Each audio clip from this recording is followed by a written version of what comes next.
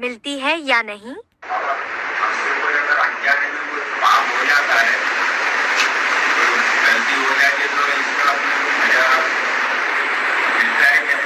क्यों नहीं मिलता है? अनजाने में भी हो जाता है तो अलर्ट क्यों नहीं रहे?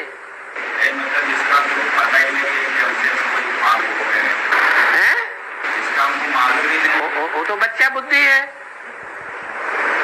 जैसे ब्रह्मा बाबा को पता ही नहीं था।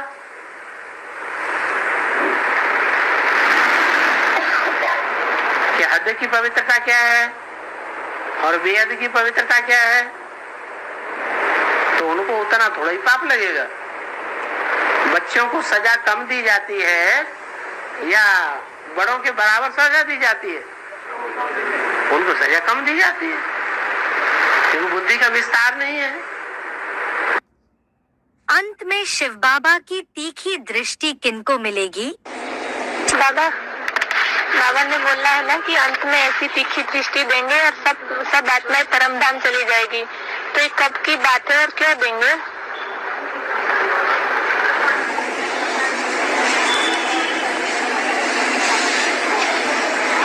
दृष्टि बच्चों को मिलेगी कि सारी दुनिया को मिलेगी?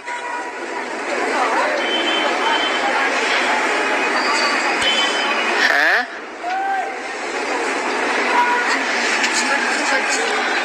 तीसरी दृष्टि कौन से बच्चों को मिलेगी?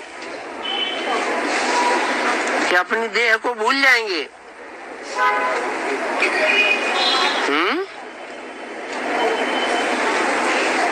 जो सबसे उन बच्चे होंगे उनको ऐसी दृष्टि मिलेगी।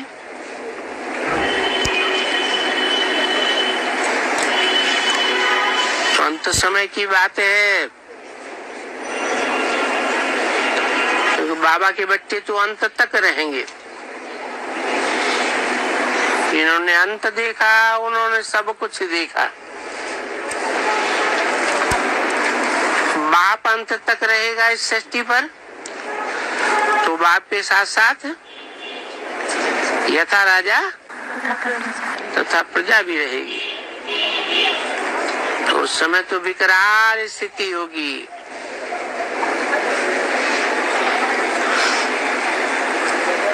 बच्चों को सकाश की ज्यादा जरूरत है।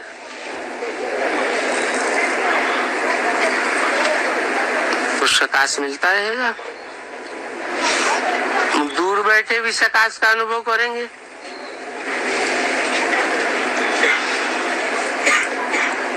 जैसे आज साइंस का साधन स्काइप से दूर बैठे भी कोई से दृष्टि लेते हैं, बात करते हैं, ऐसे ही होगा। हिमालय पर्वत में सूर्य की तिरछी किरणें पड़ती हैं, ब्राह्मणों की दुनिया में कैसे? बाबा नॉर्थ पोल और साउथ पोल में सूर्य की किरणें नहीं पहुंचती है ना? निश्चित पहुंचती है लेकिन तिरछी, दूर।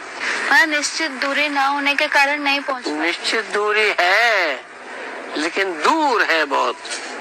तो ब्राह्मणों की दुनिया में इसकी शूटिंग कैसे होती है और ज्ञान की किरणें कैसे नहीं? ब्राह्मणों की दुनिया में जैसे हिमालय पहाड़ है,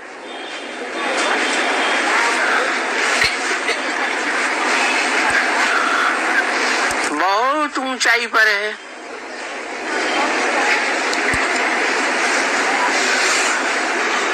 तो वहां सर्दी रहेगी या गर्मी रहेगी?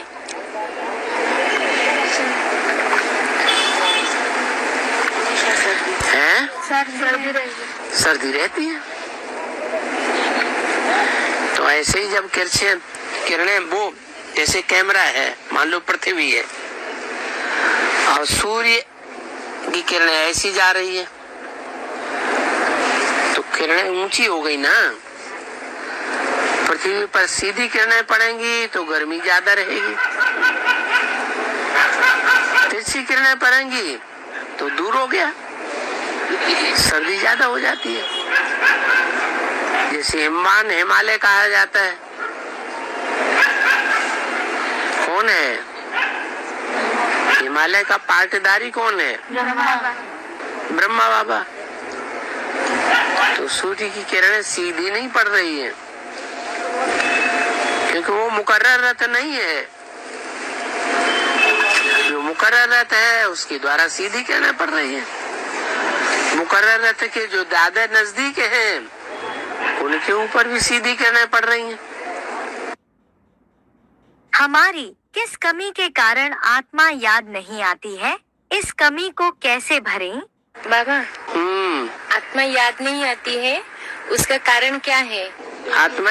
आत्मा याद नहीं आती है, उसका कारण क्या है? हमें क्या कमी है जो आत्मा दिखाई नहीं देती है? देहभान ज्यादा है। क्या करने से दिखाई देगी? आत्मिक स्थिति में रहने से। आत्मिक स्थिति की प्रैक्टिस करें। मैं बिंदु हूँ, मैं आत्मा हूँ, मैं शरीर नहीं हूँ। सवेरे सवेरे उठ करके ये फाउंडेशन डालो। प्रैक्टिस करने से ही परफेक्ट बनेंगे। ये दुनिया तो देह के पीछे पड़ी है। देह को कहा जाता है पंचभूत। पंचभूतों से ये दुनिया बनती है। तो पंचभूतों में बुद्धि लगाने से देहभान बढ़ेगा। और सारी दुनिया पंचभूतों में लगी हुई है बुद्धि से। उस दुनिया का हम संग करते हैं तो हमको भी भौतिक दुनिया का संग का रंग लगता है, देहाभिमान बढ़ता है। तो उस दुनिया से वैराग आ जाए तो पांच भूतों से छुटकारा मिले, पंचभूतों से बनी देह से छुटकारा मिले। तो दो ही तरीके हैं आत्मिक स्थिति में आने के। एक अभ्यास, बार बार अभ्यास करें, क्योंकि 23 जन्म में बार बार देहभान का सुख लेने का अभ्यास किया है। अभी उल्टी सीढ़ी चढ़नी पड़े। अभ्यास करना है आत्मिक स्थिति का। और दूसरी इस दुनिया से वैराग। देखो सारी दुनिया के लोग जो हैं वो देहभान में रमे हुए हैं। फाइनल पेपर में नंबर किस आधार पर बनेंगे? आज तो देव है, उनके नंबर नहीं बनेंगे। जब उनके भी नंबर बनेंगे तो थोड़ा टाइम के लिए उनको भी अनिश्चय आना जरूरी है या नहीं है?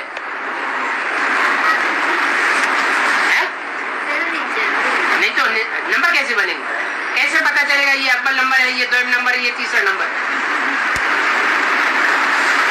वाणी में तो बोला हुआ है 1 सेकंड की भी देरी की तो मड़का नीचे उतर जाएगा।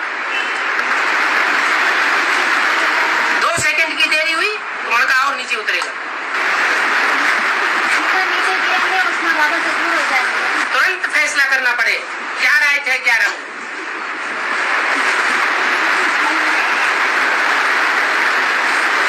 फाइनल परीक्षा है ही नष्टो हुआ स्मृति लब्धा। प्रश्न भी बता दिया, टाइम भी बता दिया। 1 सेकंड की परीक्षा होगी, सेकंड सेकंड में दाने प्रत्यक्ष होते जाएंगे।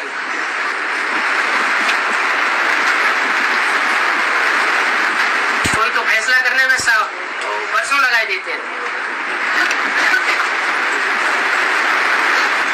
आज के हजामती दज है, सारी जिंदगी मुकदमा चलाते रहते हैं, फैसला कर ही नहीं पाते। मुकदमा पेश करने वाला मर जाता है, फैसला नहीं हो पाता। कहेंगे कि निर्णय शक्ति की कमी है, हमारी आत्मा कमजोर है। यहाँ भी बाबा बताते हैं जो पावरफुल बच्चे होंगे उनकी परख शक्ति और निर्णय शक्ति बहुत तीखी होगी। परख शक्ति और निर्णय शक्ति के आधार पर ही नंबर बनेंगे। सीता के वियोग में राम लक्ष्मण वन वन भटके, इसका बेहद में अर्थ क्या है? हाँ, मतलब क्या है? मतलब ये है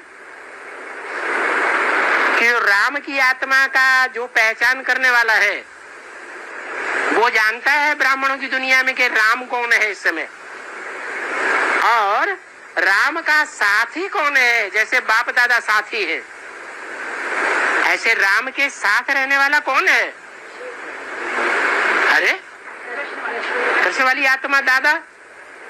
तो जो कृष्ण वाली आत्मा है वो कृष्ण वाली आत्मा ही लक्ष्मण के रूप में रामायण में दिखाई है, भागवत में और महाभारत में बलराम के रूप में दिखाई है, जिसको शास्त्रों में कहा गया है शेषनाग का जन्म है, अवतार है।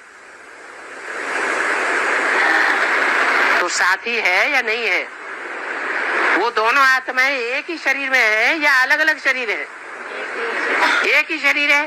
तो एक ही शरीर में वो दोनों आत्माएं इस समय कांटों के जंगल में घूम रही हैं या नहीं घूम रही हैं? अरे नहीं ये सीता है, अरे नहीं पता नहीं ये सीता है, फिर पता नहीं ये सीता है कि ये सीता है। सीता है कोई नहीं, सब कांटा। अरे कांटा लगाने वाले दुखदाई है या सुखदाई है? हैं? सुखदाई है, दुखदाई है। आज सुख देते हैं, कल कांटा लगा के भाग जाते हैं, ठेंगा दिखाई देते हैं, मैं कल चली जाऊंगा, भाग भी जाते हैं। तो दुख दिया या सुख दिया? दुख दे दिया। आज सहयोगी बनते हैं, बड़े प्यारे दिखाई देते हैं, और कल दुखदाई बन जाते हैं। तो कांटों का जंगल है या फूलों का बगीचा है? ये क्या है? बाबा क्यों कहते हैं मिले न फूल तो कांटों से दोस्ती कर ली? गलती किसकी है? हाँ, गलती करने वाले की है। कौन है वास्तव में गुल बकावली का फूल? जानिए इस वीडियो के द्वारा। अमरकंटक में गुल बकावली का फूल होता है, और उस गुल बकावली से जो दवाई बनाई जाती है, बनाई जाती है जो आंखों के लिए प्रसिद्ध है। इसका बेहद क्या है? गुल बकावली का खेल भी तो है एक।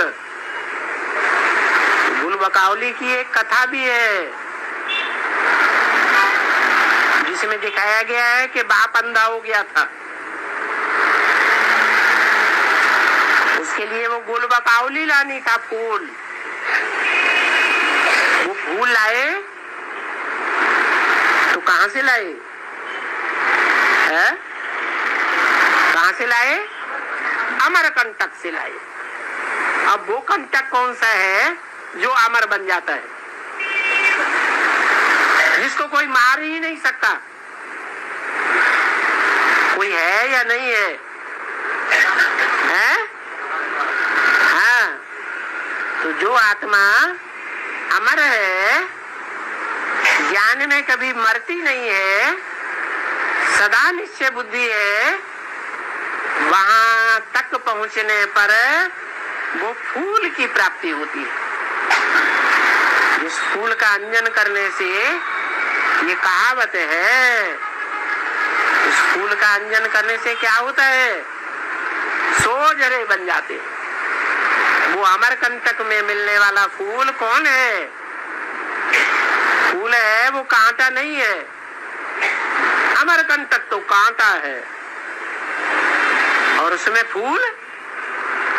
ऐसा कोई पौधा होता है जिसमें कांटे ही कांटे होते हैं लेकिन फूल भी होता है? फूल सबसे ऊंची स्टेज में होता है, कांटे नीचे हो जाते हैं। कौन सा है? गुलाब का फूल। तो वो गुलाब का फूल है, कौन है? हाँ,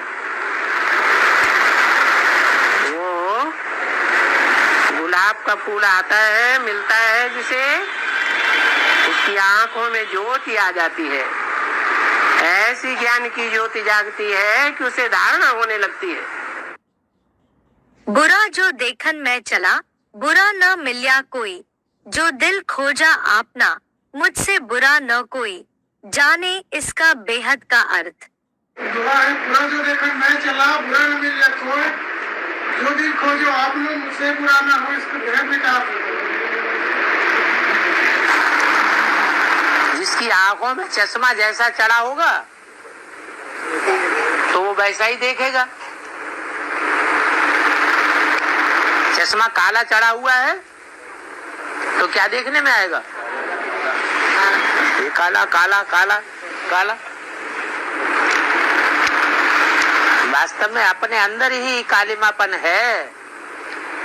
जब लक्ष्मी नारायण लक्ष्मी या नारायण बन जावेंगे तो उनके आसपास, उनके नजदीक, उनके संसर्ग में, उनके संपर्क में, संबंध में कोई बुरा आएगा? नहीं आएगा। जब तक नहीं बने हैं तब तक बुरों का संग मिलेगा। इसका मतलब बुरे हैं तो बुरा मिलेगा और अच्छे हैं तो अच्छा ही मिलेगा। आत्मा पवित्र बन जाएगी तो कोई भी अपवित्र का साथ होगा ही नहीं। पवित्र है आत्मा को पवित्र दुनिया ही मिलेगी और जो अपवित्र आत्मा है उनको अपवित्र ही मिलेंगे।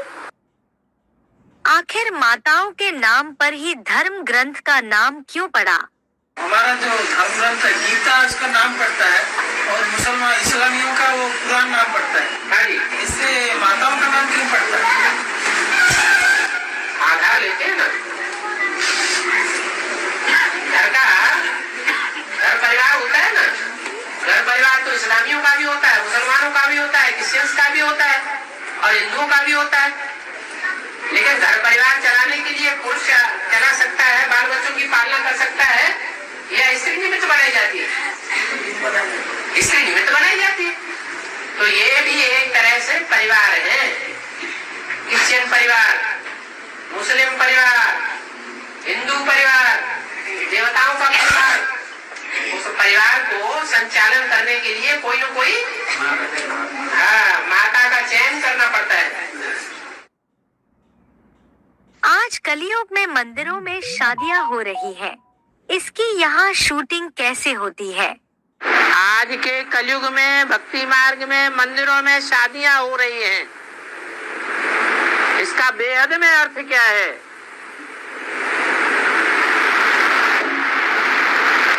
ब्राह्मणों की दुनिया में जो तथाकथित ब्रह्मा कुमार कुमारियां हैं,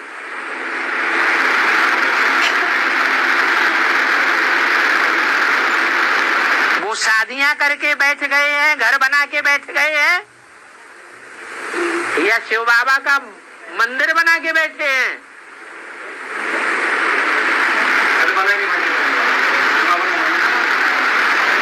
अगर शिव बाबा का मंदिर है तो सबके लिए दरवाजा खुला होना चाहिए।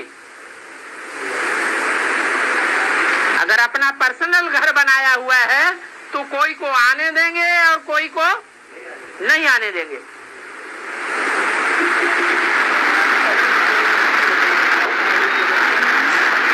शादी का अर्थ बाबा ने बताया है, ढोल मजीरा बजाना ये कोई शादी नहीं है।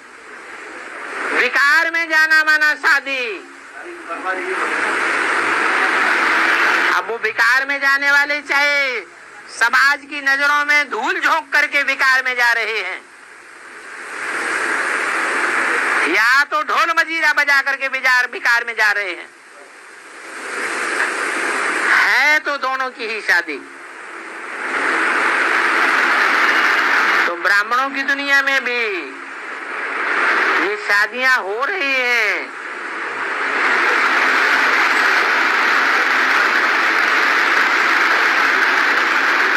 और एडवांस पाठशालाओं में भी कुछ गीता पाठशालाएं हैं, कुछ गीता मंदिर ऐसे हैं जहां अपने बच्चों की शादियां कराए लेते हैं और उनको घर में रख देते हैं।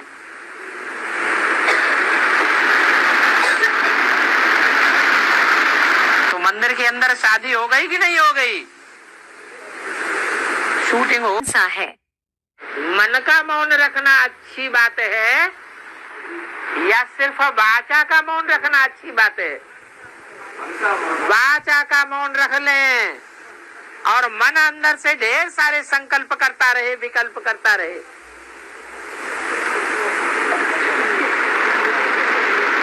तो ये मौन व्रत कहा जाएगा कि वाइब्रेशन और ही जास्ती खराब होते रहेंगे।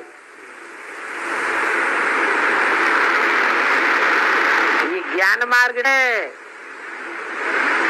इसमें दिखावा कुछ भी नहीं करना होता है। जहाँ दिखावा होता है वो ज्ञान मार्ग नहीं है, भक्ति मार्ग है। बोलना ही बंद कर देंगे तो आसपास नजदीकी और संग में आने वाली बहुत सी आत्माएं बुझने लग पड़ेंगी। बहुतों को ये आभास होगा ये तो बड़ा ऊंचा आदमी है,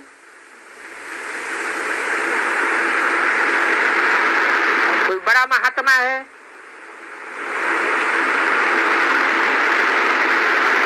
लेकिन हमें ऐसा कुछ भी करना नहीं है। अगर मौन व्रत रखना ही है तो दृढ़ संकल्प लें कि कोई भी दुष्ट संकल्प नहीं आने देंगे।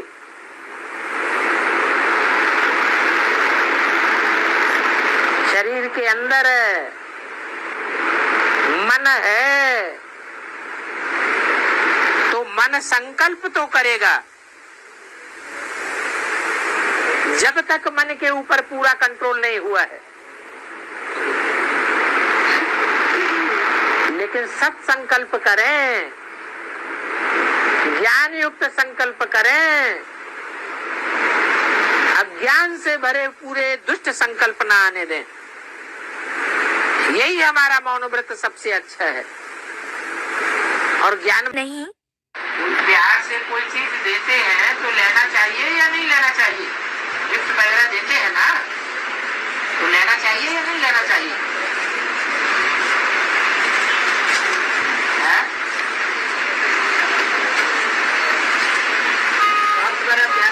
दो तरह के बच्चे हैं, एक है घर गृहस्थ में रहने वाले बच्चे और दूसरे हैं जिनका घर गृहस्थ की बात खत्म हो गई, वो बेहद बाप के घर गृहस्थ के बच्चे बन गए, सरेंडर हो गए। तो सरेंडर हो गए, उनका लेन देन किससे होना चाहिए? एक बाप दूसरा न कोई।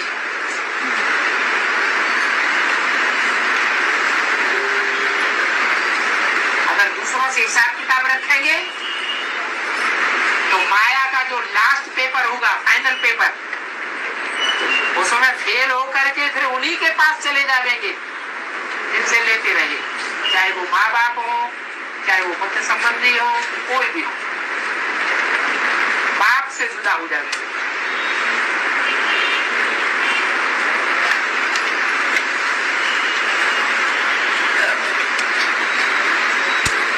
तो लेना चाहिए या नहीं लेना चाहिए?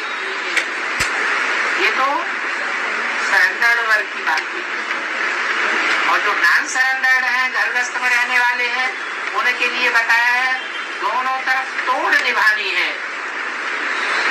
लौकिक परिवार वालों के साथ भी तोड़ निभानी है और अलौकिक परिवार वालों के साथ भी तोड़ निभानी है। तोड़ निभाने का मतलब ये है कि हमें भगवान बाप मिला है, बाप से हमें सब कुछ मिलता है, बाप तो सर्व समर्थ है, भंडारा भरपूर रहता है बाप का, शिव का भंडारा भरपूर, सब तरह के काल कंटक दूर। तो हम दुनिया वालों से लेने की इच्छा रखें क्या? लेने की इच्छा नहीं है, लेकिन दुनिया वाले नाराज हो जाएंगे।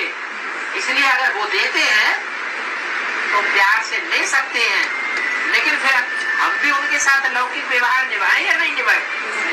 हम भी निभाएं। उसका उजूरा हम उसको दूसरे रूप में दे, ज्ञान नहीं, वो ज्ञान को नहीं मानते।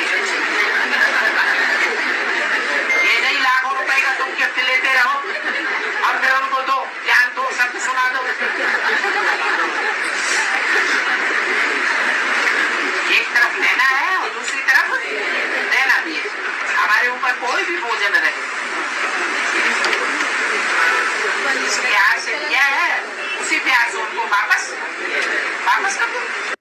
होगा? जमुना के कंठे पर जो राम राज्य होगा उसमें राज्य चलाने वाला कौन होगा? वहाँ राम होगा या वो राम माउंट आबू में बैठा होगा? माउंट आबू में बैठेगा या जमुना के कंठे पे बैठेगा? जमुना के कंठे पे राम बैठेगा।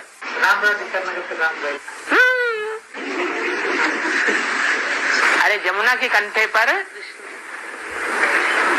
कन्याएं माताएं राज्य करेंगी या जो दुर्योधन दुशासन आधे पापात्मा आधे पुण्यात्मा बचेंगे वो राज्य करेंगे? कन्याएं माताएं ही जो अच्छे कर्म करने वाली होंगी या बेविचारिणी वो ही वहां बैठ करके राज्य करेंगे। उनमें मुख्य कौन है?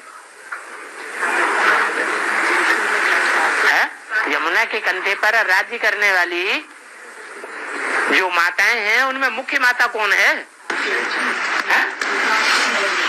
कौन?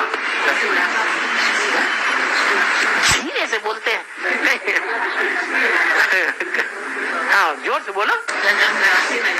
लक्ष्मी है? काशी नगरी वो राज्य करेगी? अरे काशी नगरी तो बेचारी वजन ढोती है सारी है, सारा फाउंडेशन उसके ऊपर जाता है। जैसे मकान बनता है ना या कोई महल बनता है, किला बनता है, तो उसका फाउंडेशन जब डाला जाता है ना तो फाउंडेशन नीचे होता है या ऊपर दिखाई पड़ता है?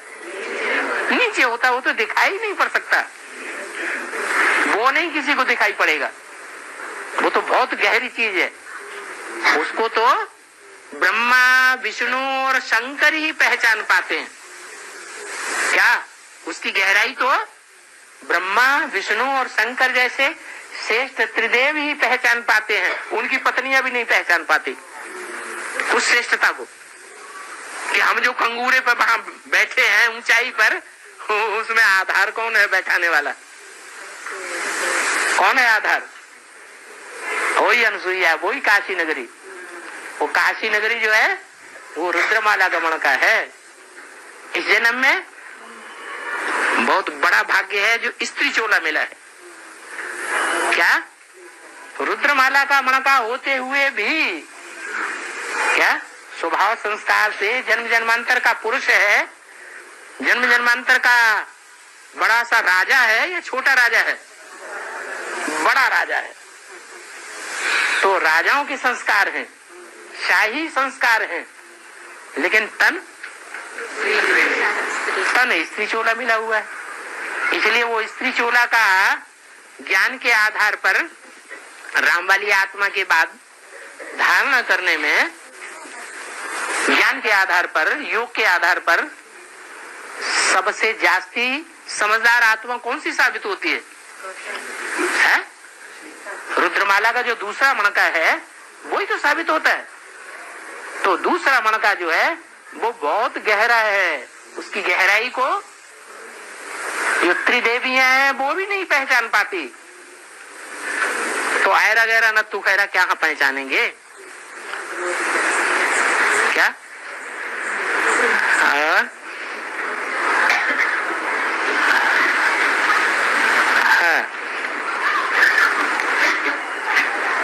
तो संगम युग में जो राम राज्य है उस राज्य को चलाने वाली कौन है?